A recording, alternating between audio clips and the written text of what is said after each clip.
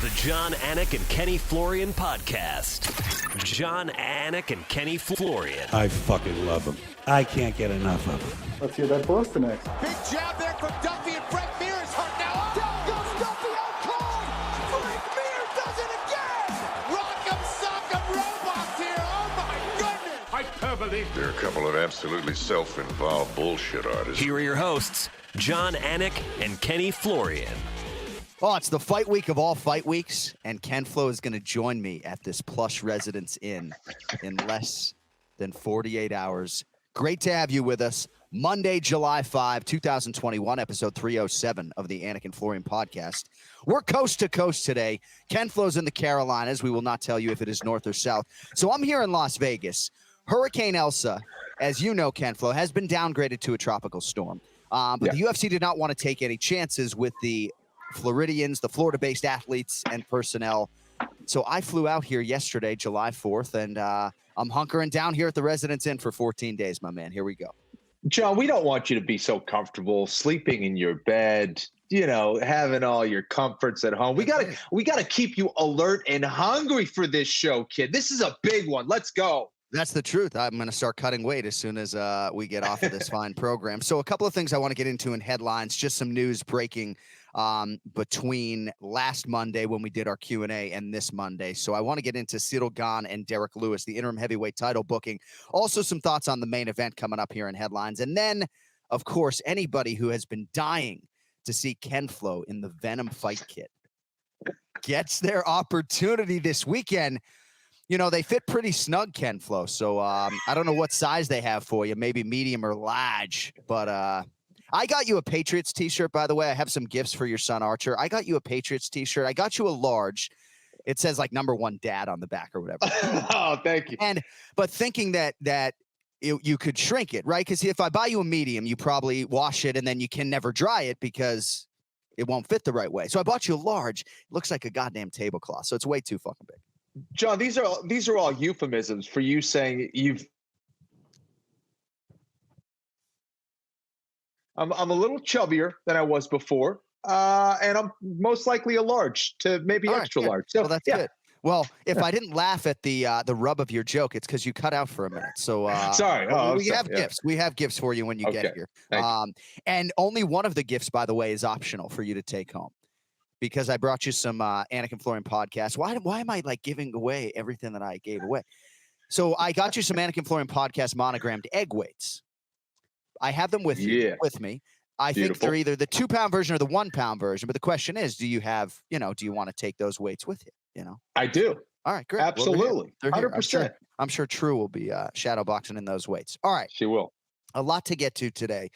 So as many of you know, my eldest daughter, Riley, is at overnight camp for the first time in Otis, Massachusetts, and she's going for 3.5 weeks, right? And part of what they try to do, at least early on, especially for the younger campers, you don't get a chance to talk to these kids, right? Because some of them may be homesick, and when they talk to their parents, it makes it worse. So I waited fucking 8 days to talk to my daughter, right? And she finally gets on the phone. And she is inconsolable. Literally spent the entire 15 minutes like begging me to come home. And then finally, bro, talk about breaking your heart with 90 seconds to go in the call.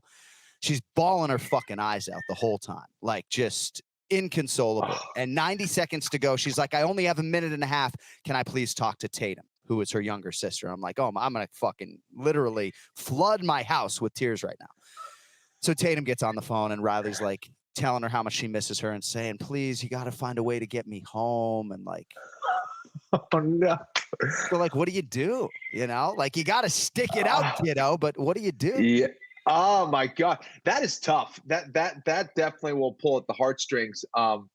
Leaving home for the first time. I mean, I remember my younger brother he could not be away from home. I mean, he did not like being away at camp, and I was there with him. So, I had to kind of console him. Yeah. So that is tough. I will say this is that they will build a sense of independence and sense of strength that they didn't know they had as well. So it's like, it's part of those processes of like, you got to learn to walk, but they're going to fall. And it's so that's hard, man. Yeah. It's I'm not at that stage yet. So yeah. I'm certainly not going to force her to go back next summer, right? Like, I think a lot of parents, for whatever reason, really want their kids to go away. And this was all her idea. And maybe she went a little bit younger than she should have. But Right. man, the next phone call, right, is going to be this weekend, July 10th, of course. And I'm not going to be able to do it because I'm out here for UFC 264. And I'm just praying that she isn't begging to come home again, because we're not bringing her home. I mean, she's going to suck it up and tough it out. But I always said to my wife, and I didn't even intend to go too long on this, but I said to my wife, when we talk to her in a week, honey, there's a much better chance she's going to be fucking begging us to stay 7 weeks than begging us to come home. And boy, was I wrong on that. But man, can't wait to see her in a couple weeks. So, all right. So the UFC announced an interim UFC heavyweight championship fight between Ciryl Gane and Derek the Black Beast Lewis for August 7th at UFC 265. So Francis Ngannou, it took 13 UFC fights to finally become the UFC heavyweight champion. And about 3 months into his title reign, the promotion, unceremoniously or otherwise, is having an interim UFC heavyweight championship fight. Now, certainly other champions have been extended a much longer leash, right? We could talk about Thug Rose Namajunas when she first won the belt. On and on it goes, right?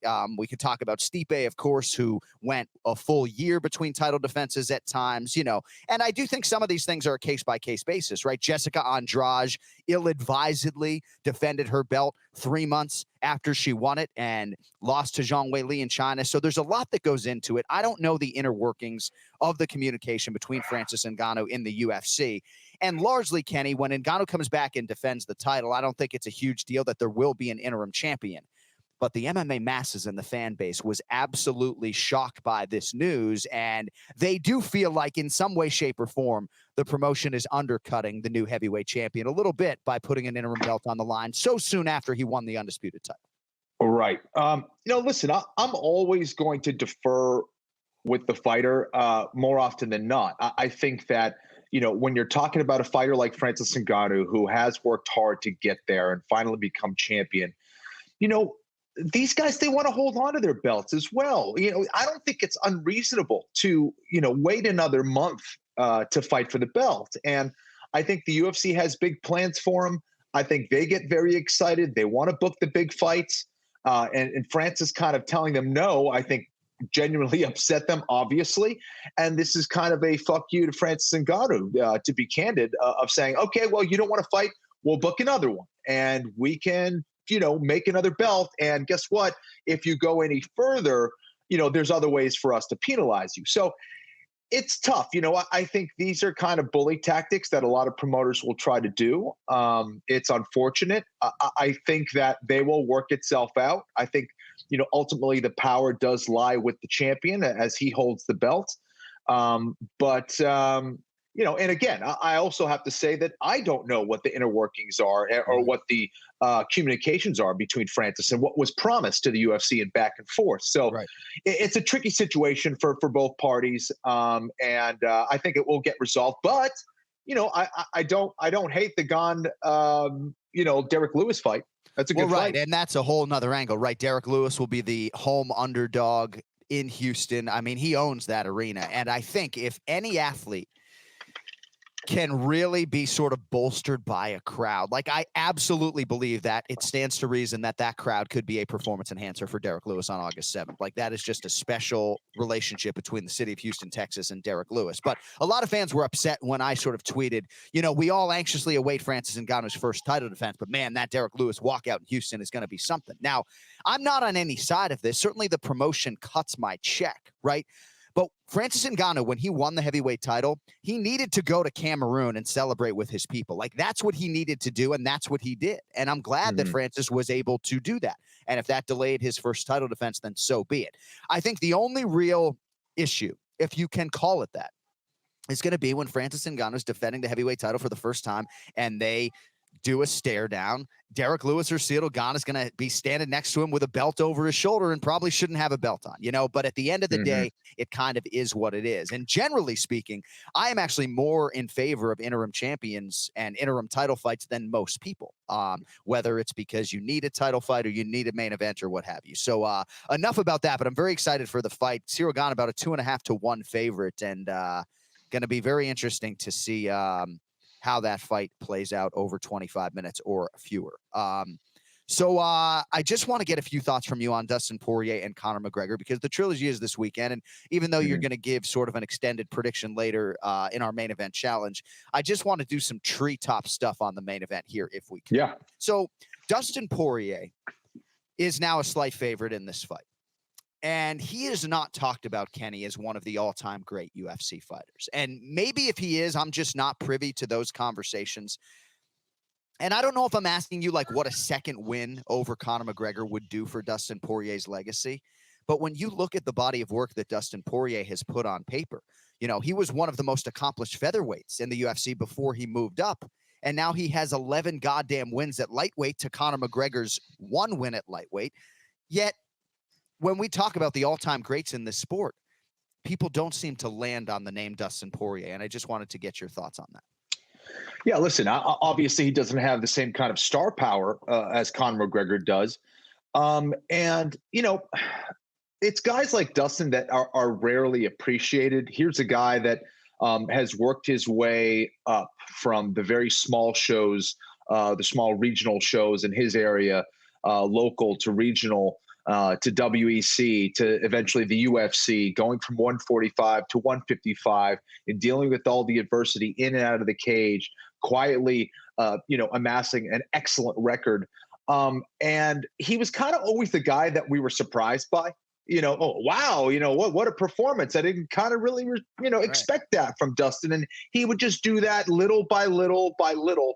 And I think that's where most of real greatness comes from. It's like those little, while everyone's kind of looking at the shiny, flashy, expensive things, it's those little things that are building up in value little by little by little. And I think Dustin Poirier has done that to an extremely high level. And in my mind, he is one of the best fighters in the world. He is one of the best lightweights in the world, and he just might be the world champion, within a year or so. So I think he still has that hunger.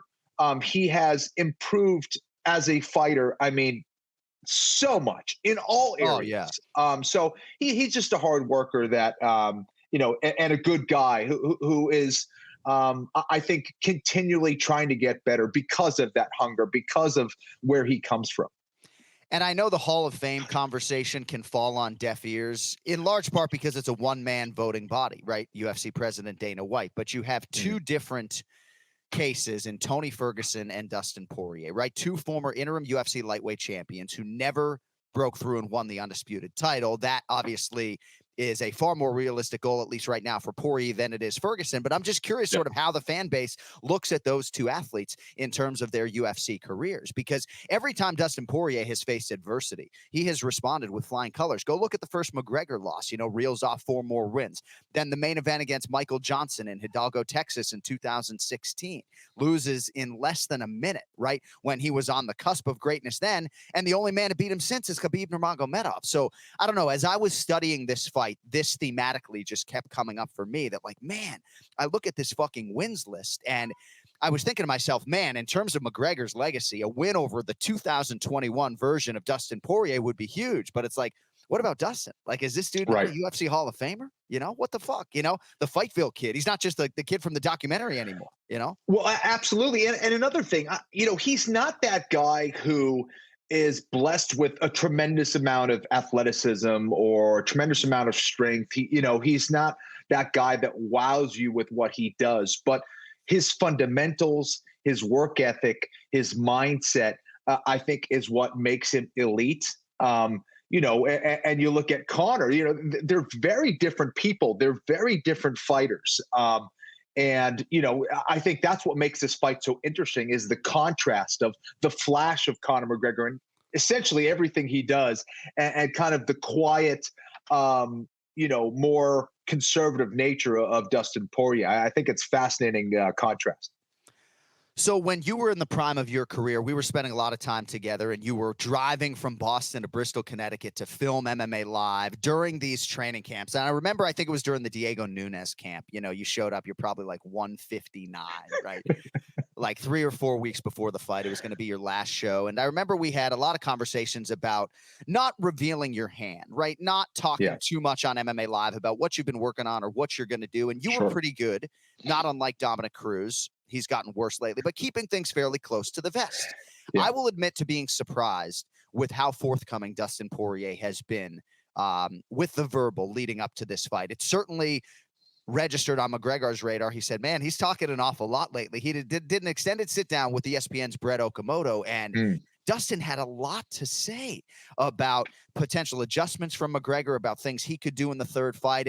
And none of this is necessarily breaking news. And I don't even know if there's any great comment for you to come back at me with, but I'll admit to being very surprised that Dustin has been so forthcoming with details about what might happen in the third fight. He's just overflowing with confidence as far as I'm concerned, and that's why he doesn't seem to be keeping anything tight.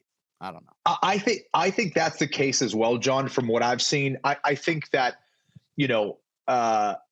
Dustin has always been looking for those breakthrough performances, and he's been trying to prove himself his whole life and throughout his whole career, and he still feels like he doesn't get the respect. I think that last win against Conor McGregor truly validated him as a fighter, and I think it just reiterated that belief in a lot of ways that he can be an actual world champion and not an interim world champion. And I think that, I think he's so comfortable. He's like, I'm just going to reveal it all. The problem is when you do that, you do give a lot to your opponent. And let me say this, Conor McGregor is not a dumb guy. He's a very smart guy. He's very sharp. He knows the fight game inside and out. And he will take that information. I think the less information you give the enemy, the better.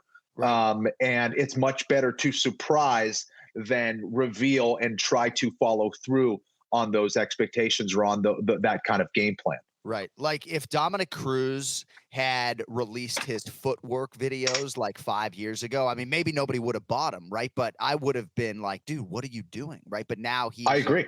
You know what I mean? So I agree. If you were one of Conor McGregor's coaches, right? I mean, you have this amazing piece of clay, right? There may be no more dangerous round one fighter in the lower weight classes than Conor McGregor, but public perception seems to be very consistent in the belief that if this fight goes into rounds 3, 4, or 5, the pendulum swings decidedly to Dustin Poirier. So from a coaching perspective, if Conor McGregor is your athlete, I mean, obviously there's a huge amount of focus on trying to get Dustin out of there early, but do you think Conor McGregor can sustain as he did in the Nate Diaz rematch and beat Dustin Poirier over 25 minutes, or do you think it has to be a finish? I do think he can. Listen, I think there's a couple things here. The first is his approach. Listen, did he gas or was he fighting on one leg? In my opinion, he was fighting on one leg, and that will lead to a desperation. That will lead to getting to an emotional level that you're just not prepared for. All right. No matter how good a shape you're in, when you're fighting on one leg, you will freak the fuck out more often than not. Yeah. So I think, that's not something that Conor was really used to. I do think he can pace himself for 5 rounds. I think there's a couple things, with that, though. In my opinion, and this goes against what many people believe, Conor McGregor is not the kind of guy who moves forward and just throws one punch and knocks you out. That's not the way it works. He utilizes you to knock yourself out. What does that mean? You look at all of his other knockouts. Jose Aldo was leaping forward. He gets out of the way. He lands a counter shot. He knocks you out. He needs your momentum to be precise, counter shot you and hurt you and then take you out. He was taking the role of the bully against Dustin Poirier and walking forward repeatedly and just looking for a knockout. Not only looking for a knockout, but to me, forcing a knockout. Someone as experienced and as good as Dustin Poirier, you cannot do that. He did the same thing against Nate Diaz, and he will land on you. He's got that kind of offense. He will bring it to you. However, he's got to let it come more organically, and he's got to be more of a counter-striking sniper. That's when he gets his knockouts, not when he's out there forcing, just trying to unload on you combination after combination. Prior to the rematch on Fight Island in January, just to back up your point, Dustin Poirier sat down and said, to us that Conor McGregor is the best counter striker in the UFC. No question about it. He gets in. He just gets out of your. He's pursuing, but he allows you to throw. He gets out of the way, then he lands. Same thing against Eddie Alvarez. I mean, do you look the level of counter striking that he showed against Eddie Alvarez is something you will rarely, if ever, see at the UFC level. Conor shows a counter striking that is extremely rare in mixed martial arts. If he could be that guy and remember that he is that guy, then he could have a great night against Dustin Poirier. Looks like 65% of the bets thus far, and this is a broad generalization, but 65% of the bets thus far have been on Dustin Poirier. So when I sent the odds out to our show last week, Conor was favored, and now Dustin Poirier is the betting favorite, which I find to be pretty interesting as well. But I do feel like there are a lot of lazy takes on the Conor McGregor side out there. And Dan Lambert, I believe I watched an interview he did recently where he just talked about how underrated Conor McGregor is because we make so much of the man, the myth, the legend, everything that encompasses the total package that is Conor McGregor, that Dan Lambert believes that we underrate him as a fighter. But in terms of that second fight, I don't know how long ago, and I guess for you with the steel trap memory, it doesn't really matter, but 2 weeks ago, I went back and watched that second meeting between Dustin and Conor. Like, Conor won the first round. I mean, yeah, he got taken down a minute in, but he landed the better shots. He was very close to landing a seminal blow. So those who suggest that, Conor is so up against it 7 months after losing the fight, like, dude, he won the fucking first round. Like, Right. So. Right. Absolutely. Absolutely. These are adjustments that can be made. These are things that he can change and switch up quite easily. And this is not to take away from what Dustin Poirier did, because Dustin can certainly make adjustments as well. I think that's what makes this fight so unpredictable and so tough to call. I can't wait for it, man. So Conor McGregor's UFC debut was April 6, 2013 in Sweden, a couple weeks before my daughter Tatum was born. So I did not go on the trip, but thank God Ken-Flo was there to scream at the top of his lungs. This is why everybody's been talking about Conor McGregor. And that sound bite obviously has lived on in infamy, but it will be very exciting when they lock the door behind these two guys. Real quickly, in terms of Conor McGregor's legacy, that's why he's back, right? He's not back for... he'll cash the check, as we said repeatedly, but he's back for legacy. And as it stands right now, Kenny, he is 1-2 at 155 pounds in the UFC. And were Conor McGregor to lose this weekend and fall to 1-3 in the weight class that many of us believed he would do his best work, that would be pretty stunning. And I don't know, man. I don't know how much you think this result this weekend is going to tell you about like where Conor stacks up with the elite fighters right now. There's always pressure. A lot of fighters say every fight in the UFC is must win. But could you imagine if next week we're sitting here doing the show and Conor's 1-3 at 55 in the UFC and completely out of the championship mix? I don't know, man. It's crazy to me. Like, this is his weight class, and he just hasn't really been able to get untracked at 55 for whatever reason. 100%. I'll say this. I think that it is kind of coming at an interesting time that, when the time that he should be fighting at 155 pounds, he fought an absolute animal in Khabib Nurmagomedov, a terrible stylistic matchup. There will always be a terrible stylistic matchup for him. So he may have lost to the greatest 155 pounder of all time. But I do think that he also, it also came at a time when he was also a multimillionaire. And he got there extremely quickly. His stardom, right, his ability to attract as a major athlete, as a major personality, is both his strength and his weakness. And I think that going from being a kid who's trying to make it from Crumlin to being a superstar in a very short amount of time, and then a multi-millionaire where now, you're being, driven to practice in, a Rolls Royce, or, having bodyguards, or not able to go anywhere, or, going from, a rusty old gym to a brand new facility that you've built yourself. These are all things that can play with you a little bit.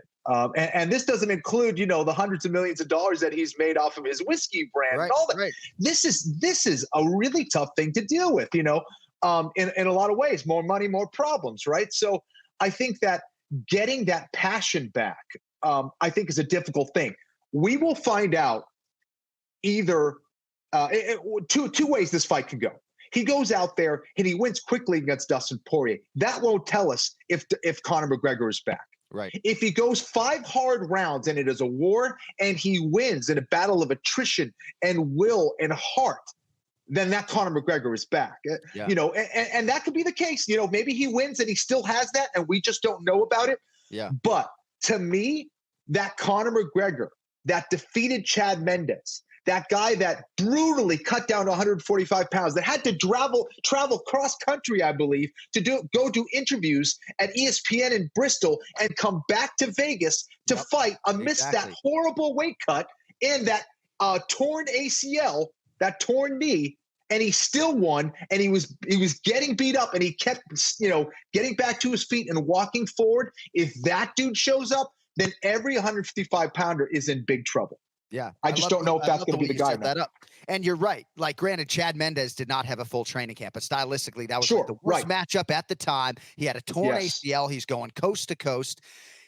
And I understand. And Dan Ige said, I'm not a guy that needs an extra little push, but certainly Dan Ige's son, Bam, has provided whatever extra little push. But generally speaking, if you can wait to procreate until your fighting career is over, I strongly recommend that. I just don't think having a bunch of babies around, if you're a man who feels any guilt, self-inflicted or otherwise, to contribute as a parent to your young children, I can't even imagine what it's like as a mixed martial arts athlete. I feel awful just being away. I'm not even fighting, so I can't even imagine the sacrifice that all the fighters have to make. And I do believe it can take away some of that primal quality a little bit that helped a lot of these guys along the way. So plenty more on that coming up in the main event challenge. Cody, I understand you have a question from last week on this fight from one of our viewers, Triggs Magoo. John, what are you expecting to be different in McGregor Poirier 3? Do you think both men will have evolved game plans? So I think Dustin has a pretty good idea of what he is going to do. I don't think that he's going to get away from throwing the calf kick, as he has sort of intimated leading up to this fight. Dustin has also intimated that he thinks Conor is going to throw some calf kicks. We'll see. I think Conor has to address that weapon, Kenny, namely just not have the leg be there. But I do think that you're going to see Dustin Poirier be a little bit more measured early on in the fight. He did go for a takedown about a minute in. So I do believe that you're going to see, not that he'll be getting on his bicycle, but I do believe that you'll see a little bit more of a measured approach from Dustin Poirier early on.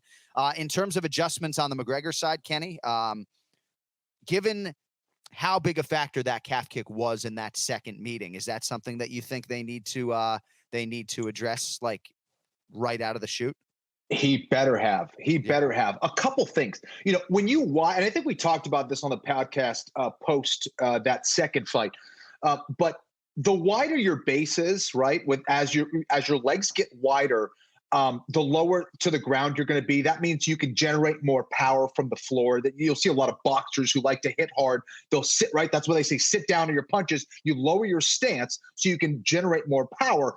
The problem is when you lower your stance and you get better stability to the floor, you can't move as well, right? The lower we get to the floor, the closer we are to the floor, but we don't get as much speed, right, with our movement. So for him, it's probably going to be a fundamental change in his stance. He's going to have to be a little bit more upright. He's going to have to be a little bit more bouncy to get in and get out. He's going to have to feint his way in way more than he did against Dustin the first time out. And it's going to be more leg and hip feints. The first time he was low to the ground, he was kind of just creeping his way in.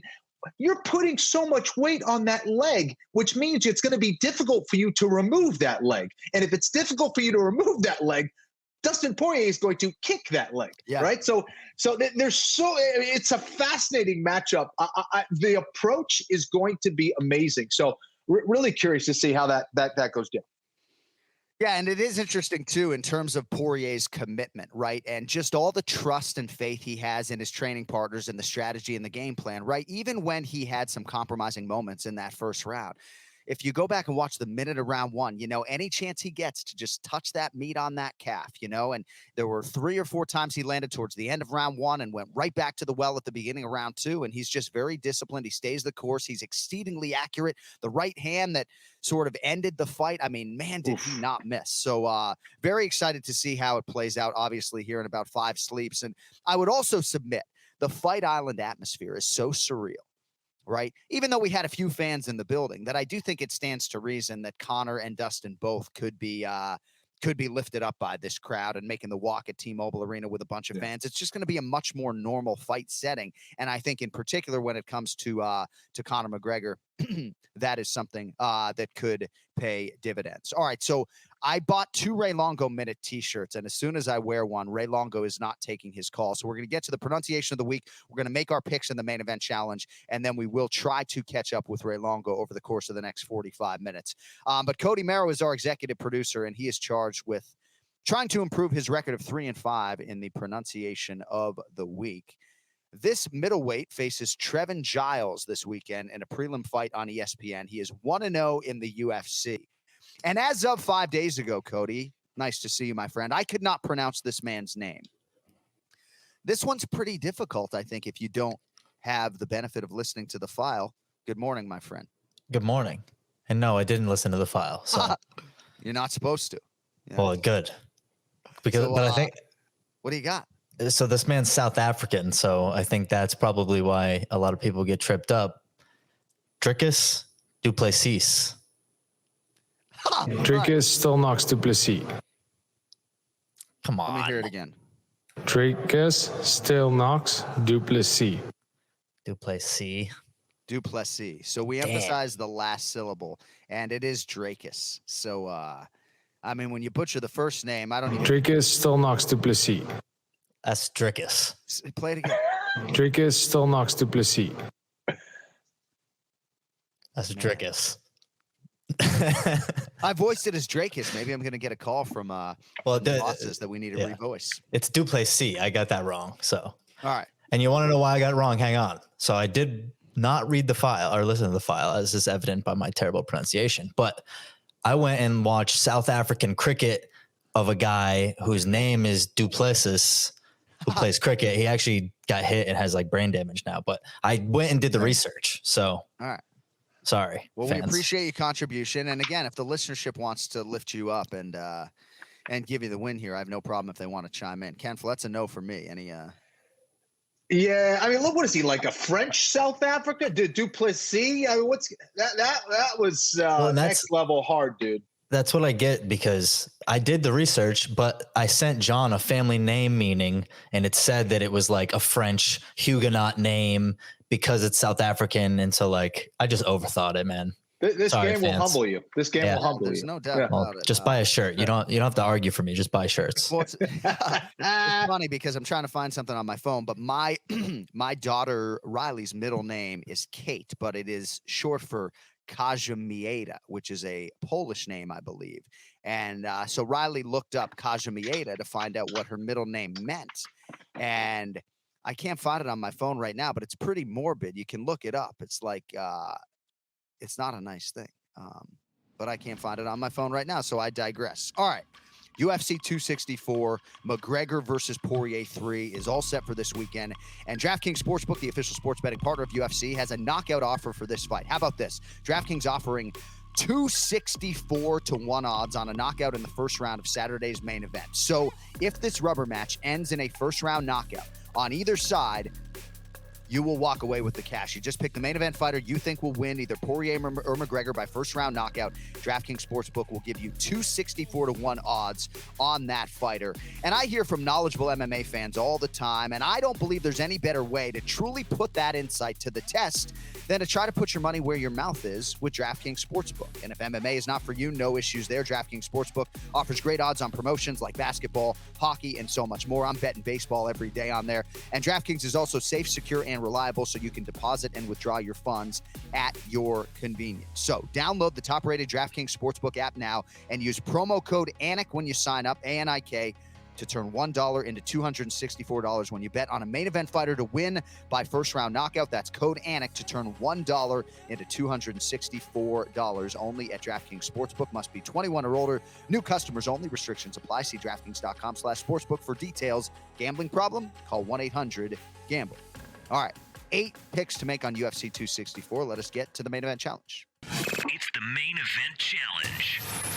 Anik. The time is most definitely now. Florian. I finish fights. I'm gonna do everything possible to win. The Main Event Challenge. The Jon Anik and Kenny Florian Podcast.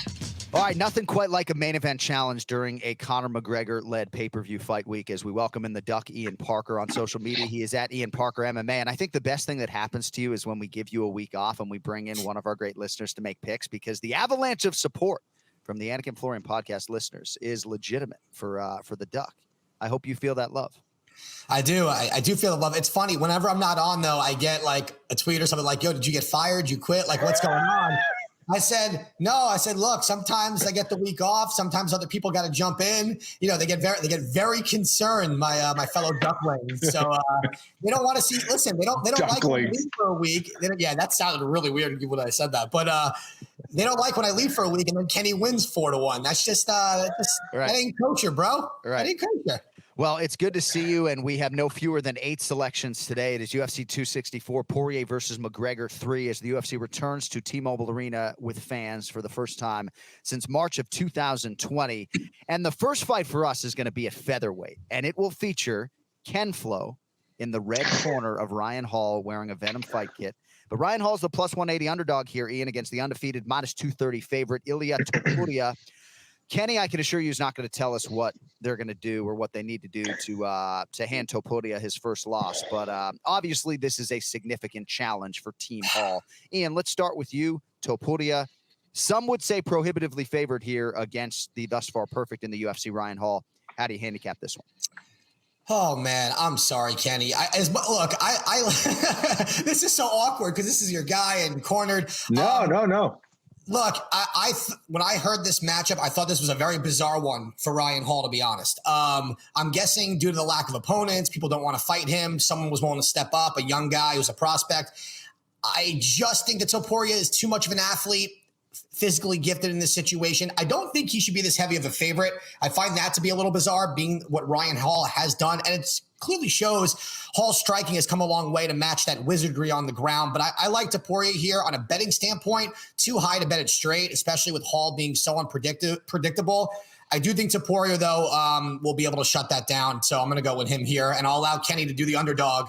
And hopefully you win, bro. I'll root for your guy 100%. Kenny, I'd imagine there are a lot of striking improvements that Ryan Hall has made. He's talked in the past, too, about just the standing grappling improvements that he's made in clinch situations and the like.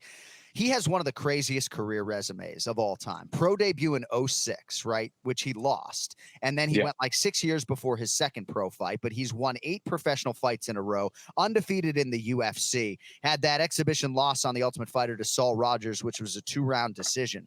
But both of these guys, Kenny, undefeated in the UFC, something's got to give. I know you're backing your guy, but what can you tell us about what's in front of Ryan Hall this weekend?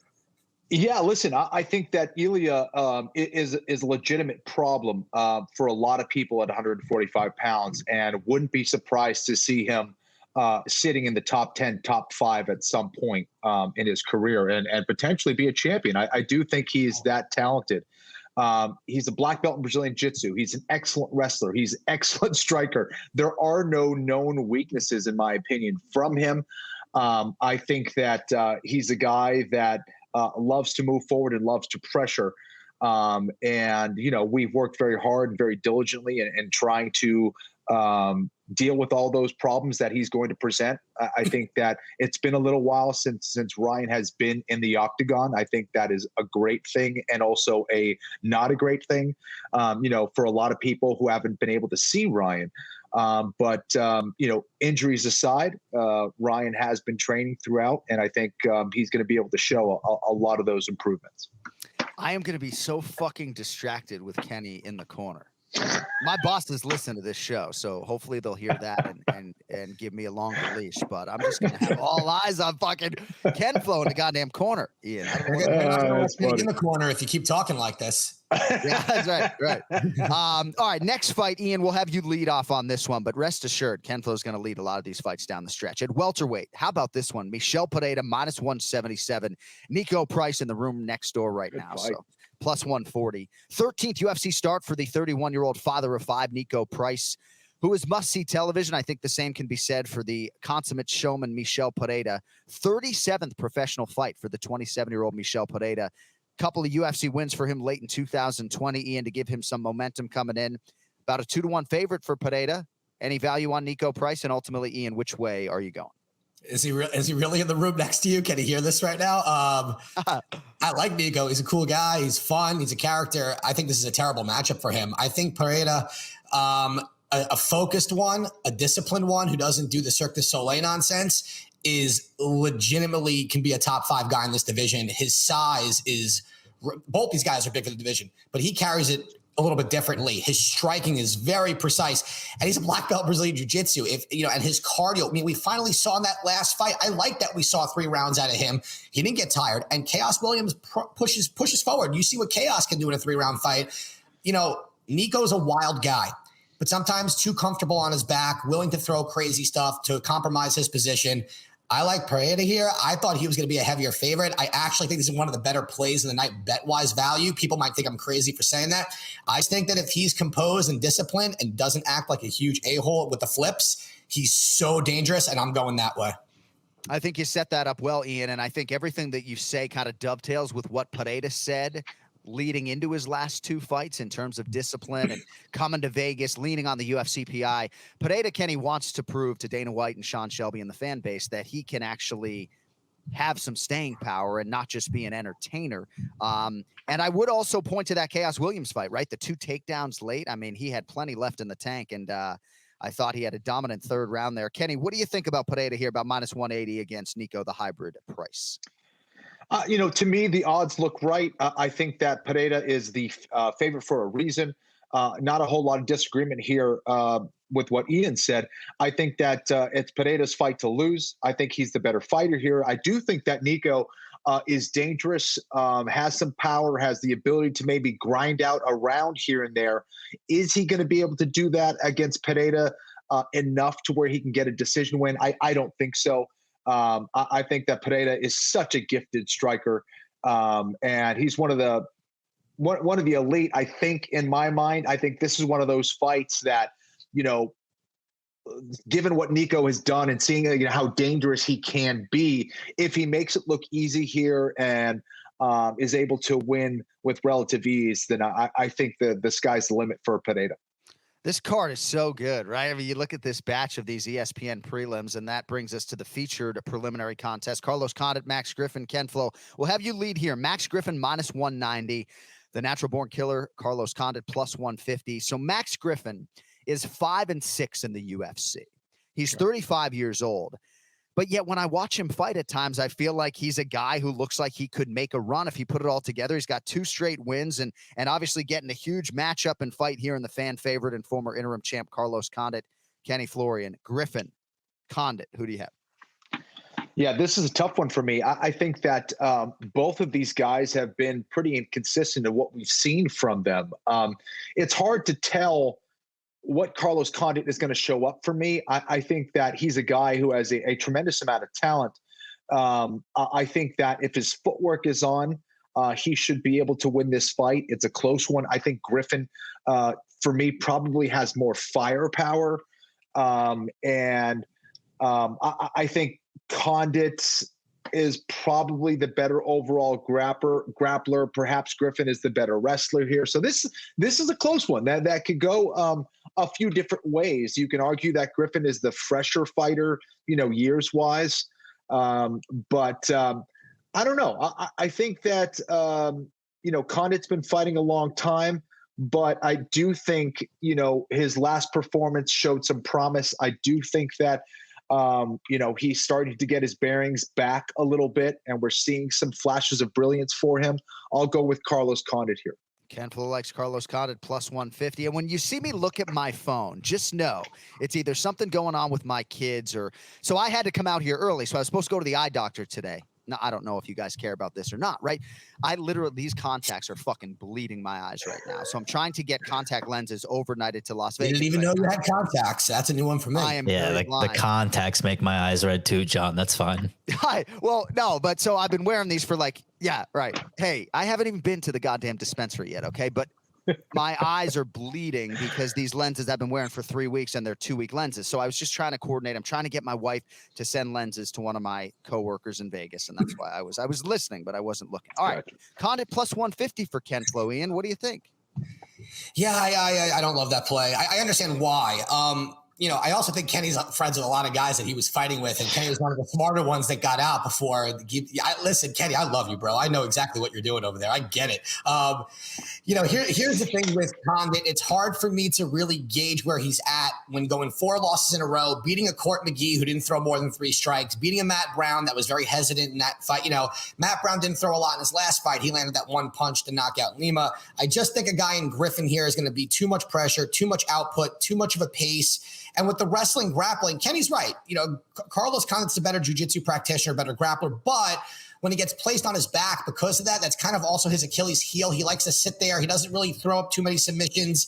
He's just comfortable not getting submitted. And Griffin has no problem sitting in the guard and controlling and raining down punches and strikes. I like Griffin here. I don't love it because he also makes a lot of mistakes in his fights, getting a little too overzealous with some of his wild throws and punches. But if he fights smart, and another guy, if he stays disciplined, is still a good prospect, even though he's been around for a bit. So I'll go with Griffin here. Max Griffin did just welcome a baby boy, Tyrus Jax Griffin, on February 27th. Not just, but see how he slept during training camp when we talked to him at our fighter meeting here in a couple days. All right, at bantamweight, guys, Sean O'Malley, Ian, huge price here, minus 835. Of course, he was to face Louis Smolka. Instead, he fights the New Englander, the short notice UFC newcomer Chris Motino, who is plus 525, stepping up here for the staph-infected Hawaiian Smolka and making his debut as a huge underdog against Sean O'Malley, who is 13-1 and coming off a knockout of Thomas Almeida earlier this year at UFC 260 IP. Who do you have? I was really hoping Merab was going to take that replacement fight, and they would give him the little Phil Dosh treatment. Merab goes in, wins, no damage, still fights Marlon Moraes in a couple of months. To me, that would have been the right play. Listen, this division has so much depth. Looking at these rankings, O'Malley, what is he, 15? It's kind of crazy. But again, he's fighting someone, a newcomer. I think this is a very weird fight to accept. I don't see what he gains from this, unless if he gets like a crazy knockout in 10 seconds. You got to pick him in this fight. He's been training this whole time. I don't know what this other guy has, on such short notice. So I'll go O'Malley, but hey, I'll root for an upset here. That would be quite a storyline. So. Yeah, I mean, Ken-Flo, the regional film is out there on Chris Motino. I think he's 2-2 under the CES banner over his last 4, but he has won 2 in a row. What are your thoughts on what's in front of Sean O'Malley this weekend? Yeah, listen, I think that for Sean, this is a fight that he should most likely win and win pretty easily. I think that Sean is definitely a very talented striker. He's a very good fighter. And I think he'll most likely look very good in this one. All right, you guys have my focus now. My contacts are being overnighted to our UFC producer, Mike. There we go. All is well that ends well, but I just had to. We need John to see. We need John to see. I'm telling you, I'm so nervous, right? I'm literally having nightmares about waking up and having to wear glasses on television. All right, big fight for the women. River Kid? What's that? Fall River? You're picking against Fall River Kid? You guys better not show your faces around Boston anytime soon. I'm telling you, fucking Fall River's finest, Tisha Torres. I always tell her, if Tisha Torres breaks through and wins a title, we're claiming her. Born in Fall River. All right, big fight here for the women at bantamweight. Top 5 contenders: Irene Aldana minus 125. Yana Kunitskaya is the even money underdog at plus 100. And I think Yana really seems to be coming into her own. 2 straight wins, 4 of 5 since she fought Cyborg for the title at featherweight in her UFC debut. Aldana came up short, Ian, as you well know, when she stepped up a level against Holly Holm over 5 rounds last October. Here, Aldana is favored, IP. What do you think about this one at 135 pounds? I like Irene Aldana here. I really do. I still think she's a solid prospect. One of the better strikers in the division, like in pure boxing. We've seen her on the ground. With Yana, it's pretty much clear. Stay off the cage. Don't let her clinch, or else she's going to hold you there and dirty box you for the entire fight and do nothing else. And that's what she's good at, and that's okay. Like, I understand it. Against some of these other fighters with less experience, she's been able to implement that plan and do really well. I just don't think against Aldana she's going to get too close. I think Aldana knows how to use her jab. She knows how to really keep the distance, and I think she'll be able to do that for at least 2 rounds and get the win. My only concern is that the first round she gets clinched up because she won't be as sweaty and she'll be held there and she'll have to come back. But we've seen her do it before. I think she's going to be the way better striker. I like her in this one. I'm surprised the odds are this low. I think it's kind of a gift, to be honest. I would have had her at minus 165. So I like Irene Aldana here. All right, sounds like a straight wager on Aldana for Ian Parker. Kenny, what do you have on this one? Yeah, I like Aldana as well. I think that she's the better striker for sure. I think that's where she needs to keep it. Utilize that reach, keep her on the outside, pepper her from the outside. Don't get overconfident because Kunitskaya is very tough and will not go away easily. So yeah, if she could, defend that clinch, stop the takedowns. I like Aldana here. I was a little disappointed with Aldana's last performance against Holly Holm, but I think it was certainly a fight where she learned a lot. Holm looked fantastic. So, I like Aldana here. And ultimately, we're trying to win money for the listeners and the viewers, right? Like, I'm not giving you an opinion on this fight, but I would just tell the listenership, like, if Ken-Flo and Ian both land on a side that's like minus 125 and there's some sort of conviction, like, I'm literally pausing the fucking podcast and going to bet on Arena Aldana. So we'll see if that number stays in that minus 125 range at close. All right, at heavyweight, very curious to see where you guys are going to fall here. Ken-Flo, we'll lead it off with you. Tai Tuivasa is the favorite. Minus 143 against Greg Hardy, who comes back at plus 115. Hardy stopped by Marcin Tybura his last time out. That was December of 2020.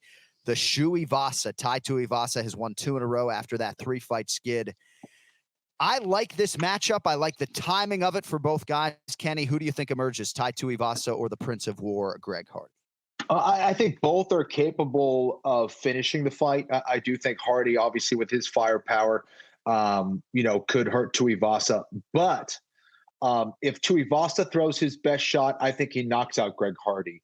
If Greg Hardy throws his best shot, he maybe knocks out Tai Tuivasa. Tuivasa just has a chin from hell. I think that, he looks lighter on his feet to me. He's throwing more weapons. He's not just forcing a knockout. It seems like he's more patient. He's more comfortable in the octagon. He's maturing, despite drinking beer out of weird people's shoes and stinky shoes. He is maturing. So I like Tuivasa here. I think he wins this here. But whoever wins this, and however this plays out, it's going to be an exciting fight. I think there's no other way this thing goes down, but it being kind of a slobber knocker. So many of our listeners know I've done a Tuivasa or a shoey on the air on the Anik and Florian podcast, but like it was my own spit and my own shoe, right? Like someone else's fucking loogie in someone else's shoe that they've been fungus ringworm filled shoe. Yeah. And they've been wearing it to a UFC live event, right? So if they tailgated first, right, Ian? I mean, I know none of us are big drinkers per se in this room, but I don't know. Hard pass. Someone else is spitting in someone else's shoe. That's a no for me. I mean, I don't really drink at all, let alone one. I mean, I don't know why this even is. I don't even know why this is like a cool thing. I'm so confused. Like, to me, it's just gross. Like if you're in college and you're hammered and you got to eat like a jar of mayo and do something stupid, like, all right, you can blame it on that. But like, can you just like wait and have it out of a glass or drink it out of the bottle? Like a random person's shoe, like even forget COVID. Like it's just, I don't get it. Did you guys see yesterday at the Nathan's hot dog eating contest, they had the inaugural chugging champion? The lemonade? Yes. The lemonade, dude. Bro, how is the motherfucker putting down a gallon of lemonade? Nothing, dude. So but he looks like he's been scoring a lot for the winter. He's a big boy. He's a big boy. They practice that. There's a lot of practice. Of course. And I do think that if you show up to a chugging competition having like run 5 miles dehydrated, I mean, you could put down some liquid, no doubt. But man, if you haven't seen it, it's on my Twitter feed. Go watch this dude put down a gallon of lemonade. Like shout to Joey Chestnut too, by the way. 76 hot dogs. Over I'm nauseous thinking about it. I can't even watch that. Over 50,000 milligrams of sodium. That's how he's feeling it. He's feeling it today, boys. We're concerned about the sodium. To me, it's eating more than like 2 hot dogs in the heat with nothing. It's so nasty. That poor toilet. I'm curious what Dr. Florian feels about all of this. Can't be great for your long-term health. Ian, I don't believe you gave us a pick on Tuivasa and Greg Hardy yet. Who do you have? I didn't get a chance. I'll go. I'm more excited about this lemonade hot dog combo, but I like Tuivasa here. I just think that what he is doing lately, like at AKA, new gym training, he's taking it seriously. He's not just going in there playing Rock'em Sock'em Robots. I think he just has more elements and levels to his game than Hardy does, between the clinch. And as long as he could just stay away from the power of Hardy, which he could also take a shot, I do think he gets it done. I like Tuivasa. I do think as we hit the midpoint of 2021 and we are still without a punishment for the main event challenge, I do think that whoever loses between you two should have to shave their beard. But if you guys are not willing, then maybe we'll do some sort of chugging competition. But Ken-Flo, like that beard, I mean, I guess it depends on your TV schedule. Ian, would you be willing to shave your beard if you lost? All right, say no more. I mean, well, hold on. No.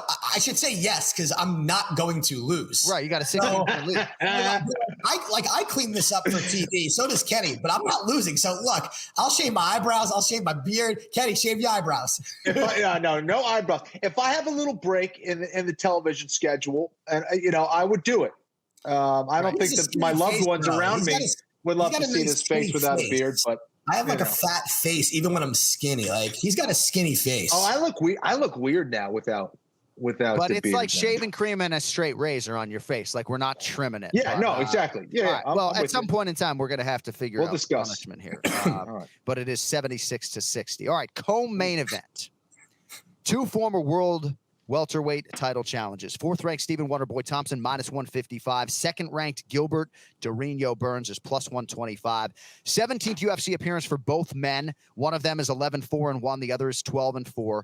The betting line has been bouncing around a little bit on DraftKings, so you may want to selectively fire here. Thompson was -186 not all that long ago. As of this taping, Kenny, he is -155. Gilbert Burns coming off the title loss to Kamaru Usman. Thompson has won 2 in a row. He is 38 years old, but has looked outstanding of late.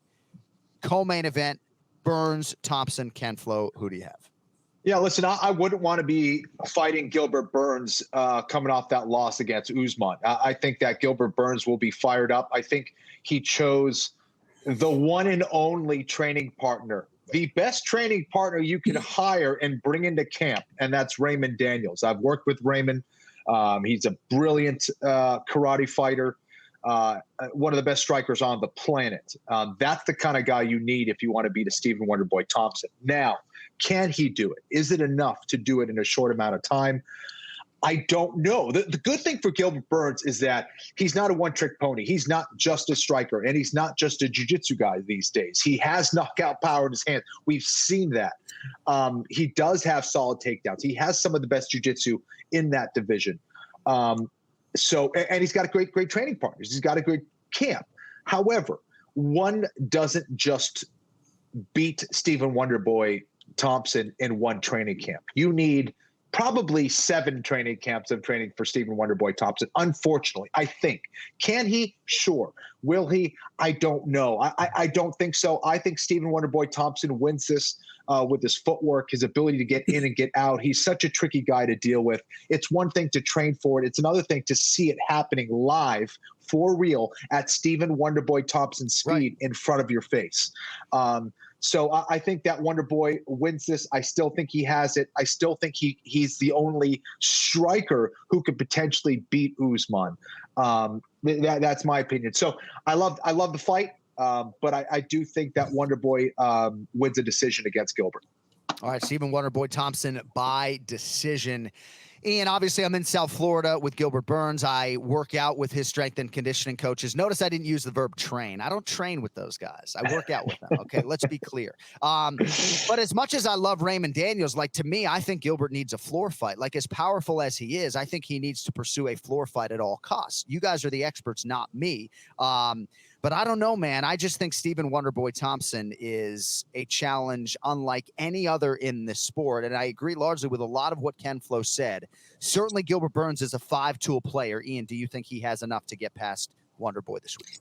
I actually don't like this matchup following the Usman fight, to be honest. I just think that Wonderboy's takedown defense is so underrated and so improved over the years. And I think he's just a smart fighter who trains really well. He stays in shape year round, and his striking is very unpredictable, second to none. Raymond Daniels is phenomenal, but to Kenny's point, training with it for X amount of weeks and compared to someone who's been actually implementing that style for years, it's like night and day. It's for me, Wonder Boy, the way he fights, he's not looking for the knockout. If it comes within his flow of strikes, that's how it does. He doesn't force it. I think that's Gilbert's problem. I think he comes in like a bull and he forces it. And that's what kind of gets him gassed a little bit too. Like if he doesn't land that knockout, he gets picked apart. And he has to get this fight to the floor. If he doesn't put Wonder Boy on his back, he loses straight up. I agree with Kenny here. I think it's Wonder Boy by decision. All right, both guys like Stephen Wonderboy Thompson by decision. And again, the price, at least on DraftKings Sportsbook right now, a lot better than it was about 48 hours ago. And I do think divisionally speaking, right, I know Kamaru Usman at times has called out Michael Chiesa. He wanted that Jorge Masvidal rematch, and Wonderboy kind of understood that he was going to have to take a fight. But if Stephen Wonderboy Thompson wins this fight, with respect to Colby Covington and Leon Edwards, I think that the fight that a lot of fans are going to be interested to see, to Kenny's point, is Usman and Stephen. Sign me up. Thompson, All right, Main event at UFC 264. Ian, I'm going to have you lead here. Dustin Poirier minus 130, Conor McGregor plus 108. Huge legacy fight for both men. And of course, for Conor McGregor, as we mentioned off the top of the show, trying to avoid going to 1-3 at 155 pounds in the UFC. A win is going to set up a championship opportunity, Ian, for both guys, I would think, against the undisputed king, Charles do Bronx Oliveira. A lot of pressure on both men 7 months after their second meeting. Ian Parker, dying to know who you think wins the main event and ultimately how they get it done. Cody, would you mind just replaying my breakdown from the last fight so it could save me the time? Because I'm doing the exact same thing here. I think it's Dustin Poirier. I do. I think it's Dustin Poirier. I don't really see why that changes. Conor's posting pictures and videos of riding a bike in the street and flexing means nothing. That's what he does. I don't think they've brought anybody in to challenge him in the gym. I think it's been Conor's biggest problem. Having Dylan Dennis there as his jiu-jitsu coach, fine. But who is there that's a better striker in that camp? Excuse me, Ian. Artem Lobov, can we just not disrespect the GOAT on this podcast? That's all I have to say. I love Ian's deadpan. Cool. Good point. Cool. Great. You know what? I'm taking Conor because of Cody. Look, I just, like I said, the calf kicks, the combinations, and Dustin has now felt Conor's power. He knows what he's got to do. He's got to stay away from it. He can mix in the takedowns. Conor can try and play the mind games. Oh, let's box. Let's see who it is. Dustin's like, listen, this is MMA. This is why I'm the better MMA fighter. I think if Dustin wins, championship. I think if Conor wins, I don't think Conor fights Oliveira still. I don't think Conor wants that fight. I think if Conor wins, I think he maybe wants maybe like a Masvidal or some sort of legend bigger pay fight. But for me, Dustin wins, gets a title shot. Conor loses, Nate Diaz trilogy. And there it is. Man, I don't think Dustin gets it done in round 2, though. I'll give Conor a little bit more on that one. I'm going to say round 3 TKO by Dustin. All right, Ian Parker likes Dustin Poirier by round 3 TKO. Ken-Flo, your mic is hot, kid. What do you have? Yeah, listen, it wouldn't be a huge surprise if Dustin wins this fight. I think that for me, I think I struggle with, is it me wanting to see, vintage Conor, the creative Conor, the martial artist Conor McGregor? Is that too far gone? I don't know. I would like to think that it's not. I would like to think that Conor McGregor is coming back because he still wants to fight and he genuinely has that passion and he wants to right the wrong. When you look at his last fight, as we talked about earlier in the show, this wasn't a situation where Conor just got his ass kicked. He was winning this fight. This is no disrespect to Dustin Poirier. Dustin Poirier is the more consistent fighter. He's the guy that you can rely on, that he will fight to the death no matter what. He was the guy that you can know that he put in that work for a training camp. So it seems contradictory that I'm going with Conor McGregor here. But Conor McGregor is the more talented fighter. He is the more talented striker. He is the guy who has more weapons on the feet if he uses them. If he has learned from his last fight against Dustin Poirier. I assume that he has. I would like to think that he has, and I would like to think that when the going gets tough, that old Conor McGregor shows up and decides to fight to the death or to fight to the very end and not give up like he did against Chad Mendes. I think it's not going to be an easy effort, but I do think that Conor McGregor gets it done. I will go with Conor McGregor by third round TKO. Wow. And the other thing is, how many times do you get Conor McGregor at an underdog against a guy who, who he matches up well against, Right. Listen, and again, Dustin is going to be a tough out, and I think he's the more consistent guy, but Conor at underdog odds, I'm going to go for it. No, I can understand that line of thinking. I do have an inkling as to who I think is going to win the fight, obviously, because I'm calling it. I'm not going to share it, but I just can't get past this number that if Dustin Poirier wins this fight, he'll have 12 UFC lightweight wins to McGregor's 1. Like, I know Conor is the former first simultaneous double champ, but like, we need to put some respect on Dustin Poirier's name when it comes to this Hall of Fame discussion. And you can be sure I'll do my part on the broadcast this weekend if he is able to get it done. All right. On social media, you can find the Duck at Ian Parker MMA. And I have a surprise for you this weekend. I have special Duck socks. Okay. Let me go grab them real quick. Hang on. I can't wait to see these things. All right. So because I'm going to see Kenny for the first time in 2 years. So I bought these as a present for Ian. Okay. See the Duck sock, right? So, and I was going to give these to Kenny to give to Ian because you guys will probably see each other before I do. But then I thought maybe I'll surprise Ian. I'll wear these on Friday on UFC Live and I'll shout them out in my Instagram story. So, I don't know. Can you wear them on your hands during the broadcast? Well, either way, just know that I bought these as a tribute to my boy, and I will wear them this weekend in your honor. And then I'll wash them and give them to Ken-Flo, and you can have them back. That's weird. Thank you. Not drinking beer out of them, just so you know. Yeah, exactly. IP, I like the little cameo there by Ryder Parker. Thanks for the time today. And we're turning and burning next Monday for Thiago Moises and Islam Makhachev. So enjoy the pay-per-view. Don't be a stranger. Don't be afraid to text me, and we'll talk to you next week, kid. You got it, man. See you. All right. Ian Parker with the main event challenge. Yeah, I can see why you went Conor, man. I really can, very interested to see how the main event plays out. And one guy who obviously will have some thoughts on this is Odds Shark's Joe Osborne. Let us get to the pick to click. Time now for the pick to click. The pick to click. All I have to do is bet on the winner, and I'll never lose. The Jon Anik and Kenny Florian podcast. All right, time for the pick to click. Odds Shark is your source for the latest odds from leading authorities, expert editorial content, and detailed matchup picks with expert in-depth analysis for each game. Their free statistics, numbers, and trends will help you make the sharp picks on game day. Head over to Odds Shark and start playing like a shark today. That's oddshark.com. Don't forget the second S. His energy is infectious. His hair looks really good today, too, by the way. On social media, Twitter, JTFOZ.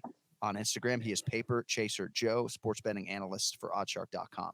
The great Joel Osborne. Good morning. Guys, good morning, fellas. It's hard to compete with Kenny in the hair department, but thankfully he's wearing a hat today. So it's covered up. Makes me look pretty good. I'll take it. Thank you for the compliment, John. I appreciate that. You do not look like a father of young children today. You're looking good. It's a big week. And thank you, my man. As you see, I'm already here in Vegas because of that hurricane threat in Florida. Beautiful. So we're ready to go. I know you've got some thoughts on the top 3 fights. So I want to begin with the main event. And these odds have bounced around a little bit. I know when I first reached out to you, actually about 10 days ago, it looked like Conor McGregor was a slight favorite. Now in most spots, at least where I look, Dustin Poirier is a slight favorite. What can you tell us about this main event and ultimately where your action may fall? Yeah, so it's close, right? And I am a little bit surprised with the line movement here, but you can really make a great case for either guy. For McGregor, the situation is kind of similar to the Nate Diaz fights in that, that first Diaz fight, he seemed to underestimate him, and that really backfired. He ends up getting finished in the second round, and I think he did underestimate Poirier back in January. It seemed like he just thought it was a foregone conclusion that he was just going to walk right through him, ends up getting finished in the second round. He did, however, bounce back really good for the second Diaz fight, came out with a great game plan, ends up picking up the W.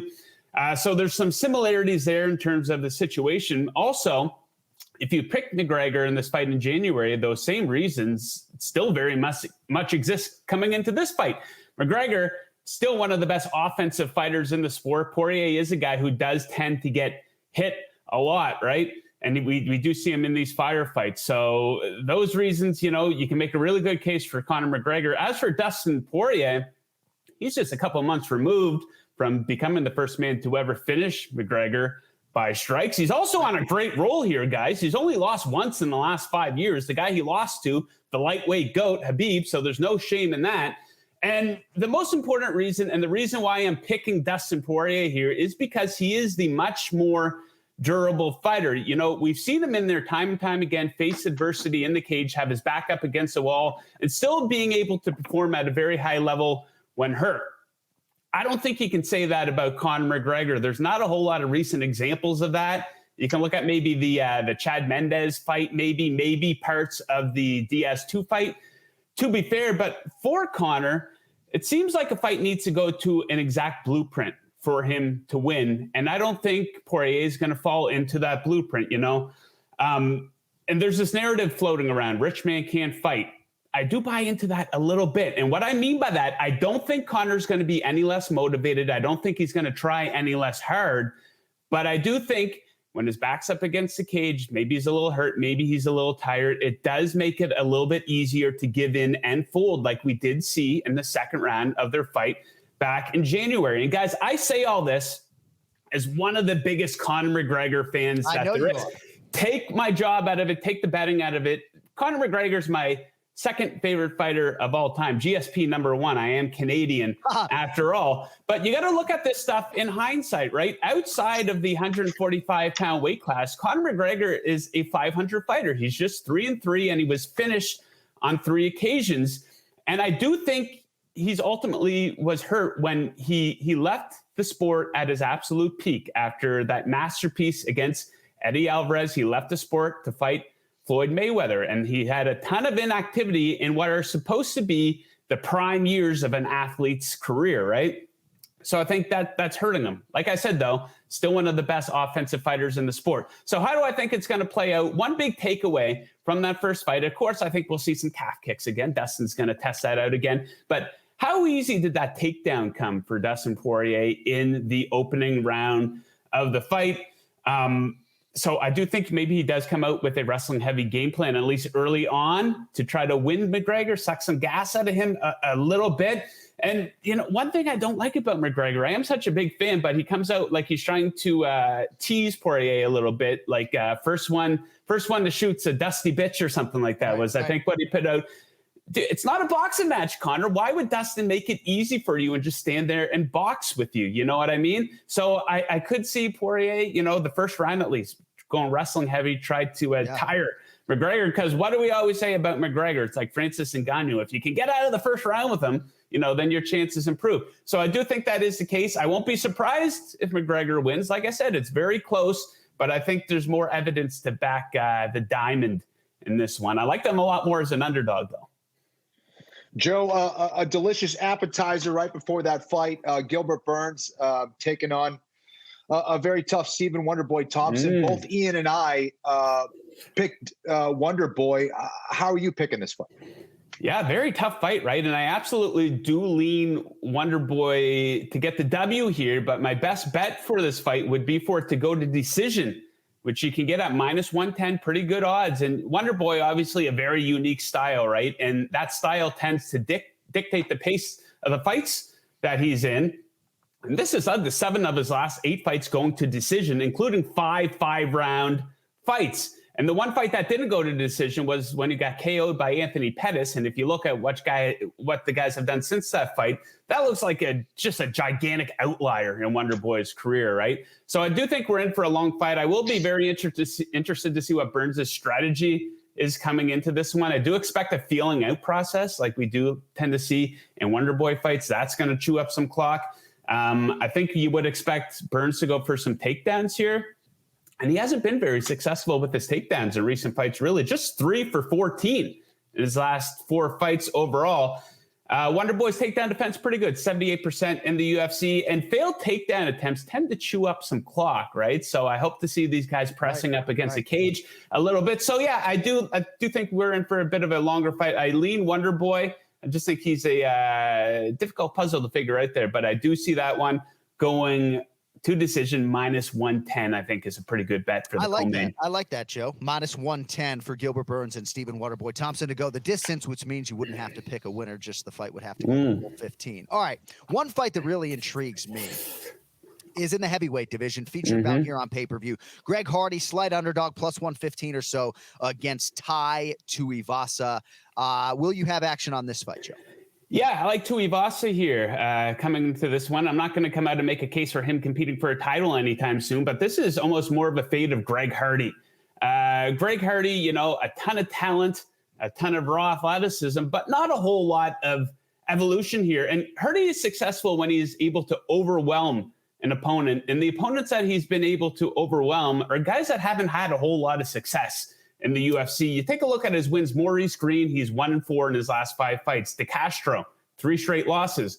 Juan Adams, no longer in the UFC after 3 straight losses. And Smoliakov, sorry, I don't know if that's how you pronounce it, but 0-3 in the UFC, finished all 3 times. So when he's in there with a more experienced fighter, he gets in situations that he doesn't know how to get out of, right? And Tuivasa, a very durable guy. I think he can weather that storm in the first round, and he can avoid being overwhelmed by Hardy. I do like the momentum that Tuivasa is coming into this fight with. 2 straight first-round victories, has 4 total finishes in the UFC. So, yeah, Hardy, when he goes to that next level, he tends not to be very impressive, and I do think Tuivasa is a step up the ladder for him coming into this fight. All right, a lot of our experts pretty bullish on Tai Tuivasa this weekend. Final question for me in terms of weathering the storm. This is just a selfish parenting question, but I know you have young children. Yes. Like, what time do you wake up in the Eastern Standard Time zone on a pay-per-view Saturday so you're able to be awake when Conor walks at like 12:30 a.m. Eastern? Oh, dude. So I got a deal with my wife where typically we do this every weekend, whether it's a UFC pay-per-view weekend or not, where I wake up one of the days and she wakes up the other. Right. So she'll wake up. I'll wake up on the Saturdays, which means I'm usually up at like 7 a.m. So that means it's a cup of coffee and a Monster Energy drink day for me, right?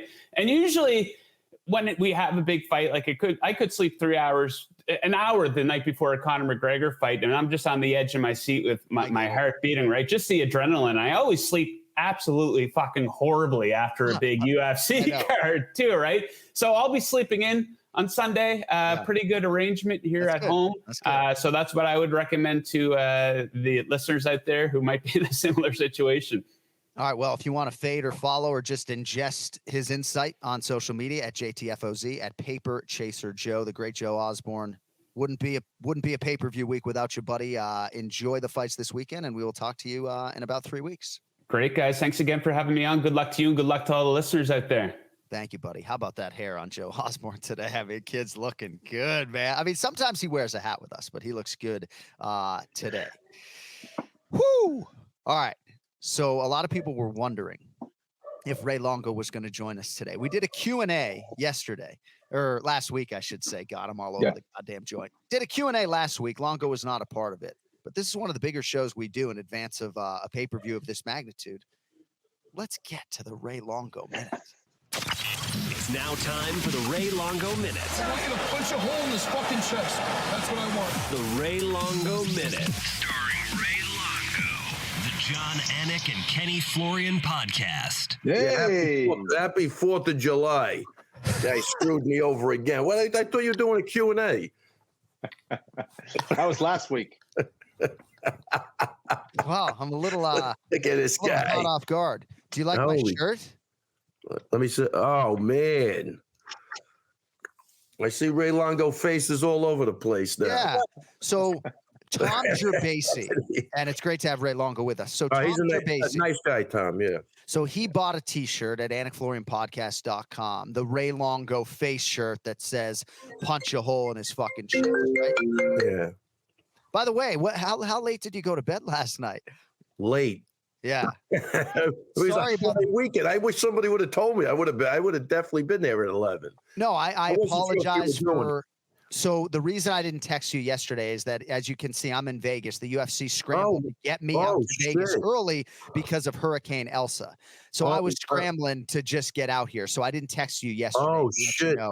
I got in the usual slot. But essentially for the last 300 Mondays or so, we've gone at 11 a.m. Eastern. So now, last time I remember we were doing 6 o'clock. Yeah. So, well, you look great. I mean, as always, I don't know how good your skin looks. So I got my Ray Longo Minute t-shirts, and I'm just going to wear these around Vegas and just promote the hell out of you. Wow. All right. That's nice. All right. So we're getting you at the end of the show as opposed to the beginning. So at this point in time, we've talked a lot about Dustin and Conor.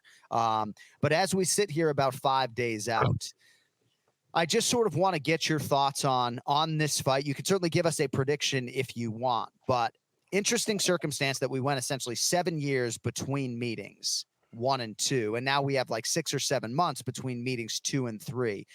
So what are your thoughts on Conor and Dustin, and what might be different than what we saw back in January? You bring up a good point. I mean, 7 years, right? I mean, at 7 years ago, Conor was a way more hungrier fighter, right? I mean, he was on his way up, and I think that, it happens. It almost goes back to maybe, because I did pick Conor to win the last fight, and he didn't. But it's almost like the Marvin Hagler saying, it's hard to get up and jog at 6 a.m. when it's 2 degrees out, right? So, I mean, he did on his way up, man. The guy was. You have that drive and that dedication, that motivation, everything else. And, he's had a couple of losses in between that time. And I think that's what you're saying. Like, he knows the adjustments he has to make to win this fight. I'm not sure he could do it. I don't know who I'm picking in this fight, but I'm leaning towards Dustin. I think he's now has his number. And you look, there were exchanges. Dustin got hit, so that he could get thrown out of there too. Ooh, we are ready to go today. I love it.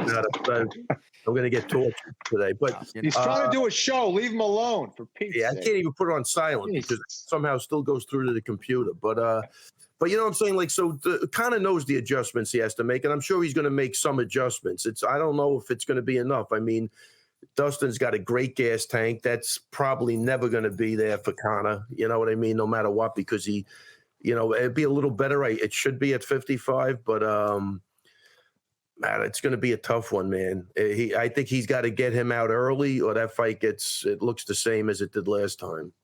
Kenny, so much has been made of this whole silk sheets garbage, right? And I don't mean it's garbage when Ray brings it up, right? But Conor has all the money in the world, and by coming back, he put his MMA legacy not in jeopardy per se, right? But you come back the way he has, and there's a lot of risk. You all of a sudden you come back, you lose 2 fights to Dustin Poirier, like it effectively changes your legacy forever. So I'm not saying that I don't buy into the silk sheet stuff at all, but like where is it quantifiable? Like in training when they want him to do another round and he just doesn't feel like it? Because my indicators suggest that he is working exceedingly hard and that the hunger remains. Like, I just don't wholly buy into this narrative.